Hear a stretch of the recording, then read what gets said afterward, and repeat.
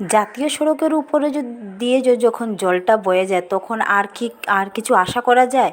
প্রত্যেক মানুষের ঘর ডুবে একদম অবস্থা খারাপ, জলে থই থই করছে। জায়গাটি হচ্ছে আমাদের শিলচর থেকে 15 কিলোমিটার দূর শালচাপড়াতে। এই শালচাপড়া জাতীয় সড়কের উপর দিয়ে যে গাড়ি ঘোড়া চলছে ওরা প্রাণের ঝুঁকি নিয়ে চলছে। কীভাবে যে গাড়ি ঘোড়া চলছে তা ওরাই জানে, যারা চড়ছে বা যারা চালক তারাই জানে। কীভাবে দেখেন কীভাবে ডুবে আছে জলে। এই জলটা হচ্ছে কাটাখাল নদীর জল। কাটাখাল নদীর জল ঢুকে এই শালচাপড়াকে একদম ডুবিয়ে দিয়েছে। শালচাপড়া এখানে গ্রাম আছে, অনেকটা গ্রাম, প্রায় 1,500-2,000 মানুষ আছে ওইখানে। 1,500-2,000 মানুষ জলে প্লাবিত। 1,500-2,000 মানুষ কিন্তু জলে আটকা পড়ে আছেন।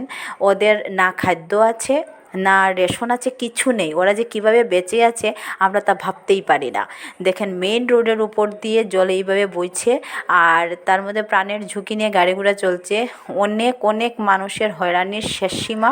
মানুষ নিজের খরচপাতি বা কিছু খাওয়া দাওয়া আনতে হলে এইভাবে হেঁটে, মানে জলে সাঁতার দিয়ে হেঁটে গিয়ে বাজার থেকে যে বাজারে যাচ্ছে সেই বাজারটাও কিন্তু জলে একদম ডুবে আছে। দেখেন কীভাবে জলের তাণ্ডব। প্রত্যেকটা আমরা বরাকবাসীর মেন কারণটাই হচ্ছে আমাদের নদীগুলোতে বাঁধ নেই। মেন নদীগুলোতে বাঁধ নেই, নালাগুলা পরিষ্কার নেই, তার জন্য জলটা বেড়ে যেতে পারে না, জলটা থেমে যায়। জলটা দেখেন কাটাখালের জল যখন ঢুকে যায় তখন এখানে অনেক বড় বড় স্কুল আছে, হসপিটালস আছে।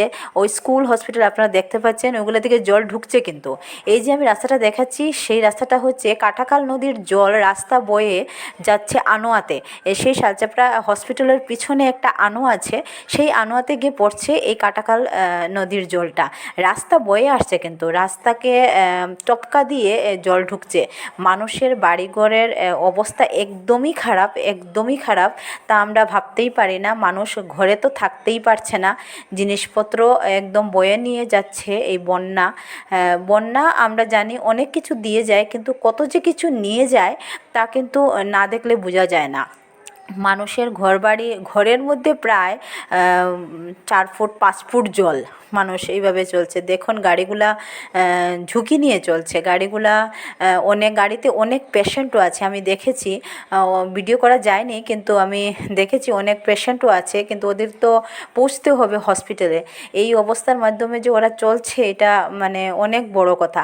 আর এই 2,000 মানুষকে দেখার জন্য কেউ যাচ্ছে কি যাচ্ছে না আমি জানি না। আশা রাখবো আপনারা সবাই একবার যাবেন, দেখে আসবেন ওদেরকে।